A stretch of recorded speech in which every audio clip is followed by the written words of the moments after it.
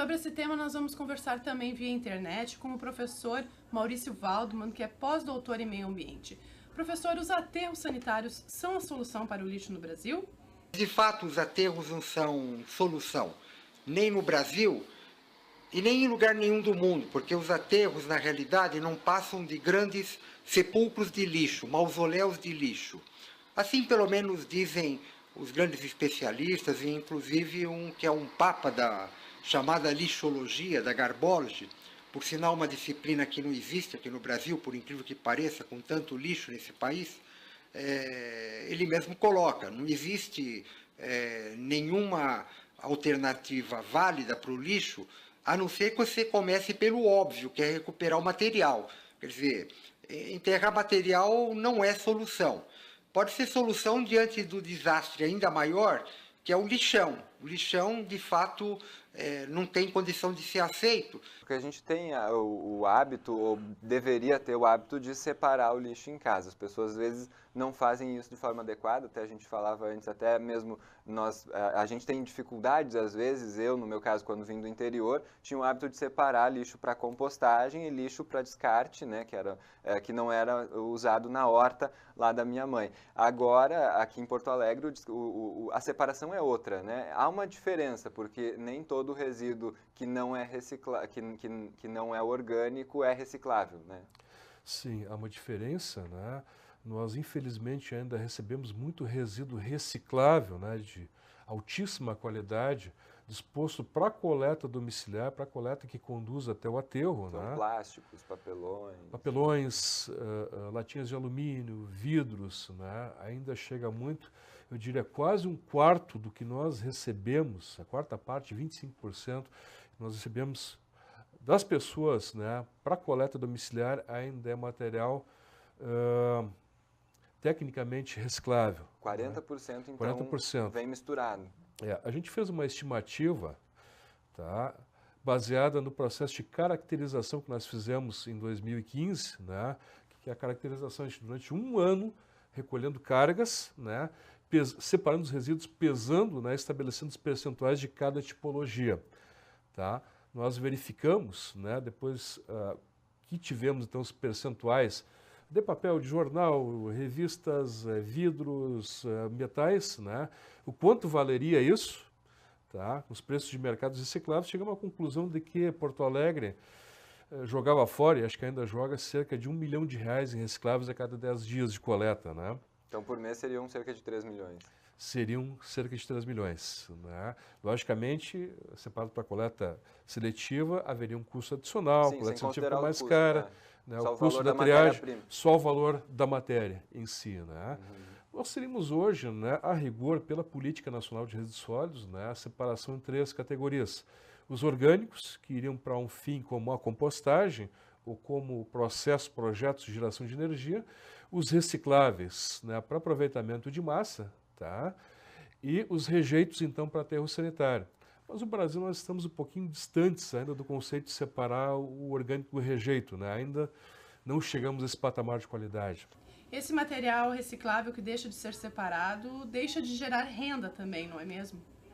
A indústria têxtil de PET está funcionando com 30% de capacidade ociosa e está importando a sua matéria-prima, que é lixo, que é resíduo de PET, que não falta aqui no país. Por quê?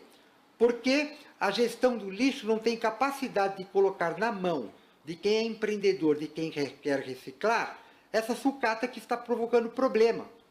O Brasil está importando lixo, o Brasil está importando PET, o Brasil está importando retalhos para fabricação de estopa e retalhos que são abundantes em qualquer grande cidade brasileira onde existe um segmento têxtil.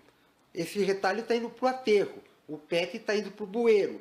E quem está entrando pelo cano mesmo nessa história toda é o cidadão brasileiro que paga impostos suíços, impostos suecos, para ter uma gestão de lixo que é de terceiro mundo ou de quarto, com o agravante que nós somos um país que tem uma base de consumo relativamente sofisticada, né? Resíduos mais complexos, e nós não estamos dando conta nem do orgânico e nem da fração seca. Daí que é urgente nós pensarmos de forma séria, né? de forma determinada a questão de reciclar os resíduos, impedindo que ele se transforme numa calamidade ainda maior. E a gente está falando em separação de lixo, em destino do lixo, e quando a gente fala nesses prejuízos, né, esse dinheiro botado fora e também esse descuido em geral, né, 40% é um número alto, né, de lixo misturado.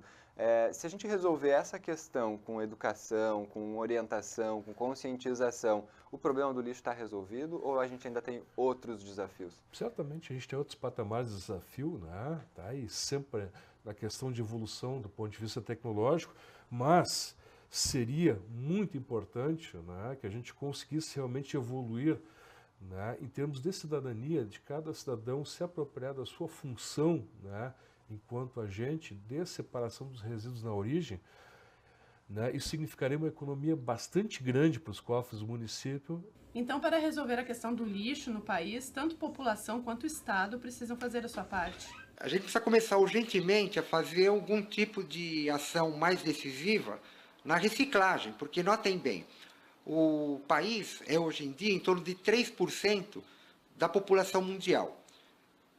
É um dos grandes países em termos da economia global, é 2,7% da economia global, de acordo com os últimos dados, né? Contudo, o Brasil é 5,5% da geração de lixo global.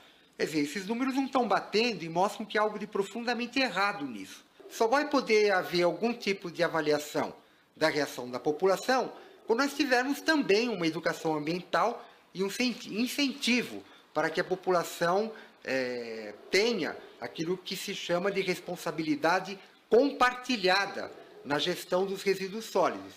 Vamos lembrar que, apesar da compostagem ser tida como um procedimento do terceiro mundo, que 33% dos belgas, né, estou falando da Bélgica, é uma nação influente, 33% dos belgas fazem compostagem em casa. 80% dos alemães e holandeses colaboram de alguma forma com a coleta seletiva de orgânicos. A Áustria só está descartando menos de 3% do lixo culinário. Quer dizer, como eu disse, o aterro ele só pode ser pensado depois que você tiver medidas mitigadoras, medidas que diminuam o volume do lixo. Aqui em São Paulo, só para exemplificar, 1/4 do lixo urbano está sendo exportado pelas cidades paulistas e é uma tendência que esse processo se agrave, porque a carência de áreas para a criação de aterros, né, sejam sanitários, sejam lixões, ou os ditos aterros controlados, ela é cada vez mais difícil pela própria expansão das cidades e pelo próprio grau de antropogenia da paisagem. O país é um país que está sendo cada vez mais ocupado. Então, grandes áreas livres estão deixando de existir. Então, precisamos primeiro repensar os elementos que geram o consumo, né? Educação ambiental, em outras palavras, as pessoas precisam ter mais consciência na hora de ir à feira, na hora de ir ao supermercado. O consumismo tem que ser combatido diuturnamente. Temos que reduzir o volume de lixo, temos que reutilizar, né? Temos que reciclar, e só depois, se não tiver jeito mesmo, vamos ver se de fato precisamos de todos esses aterros que estão sendo propostos como solução. A solução, na realidade, é anterior a isso.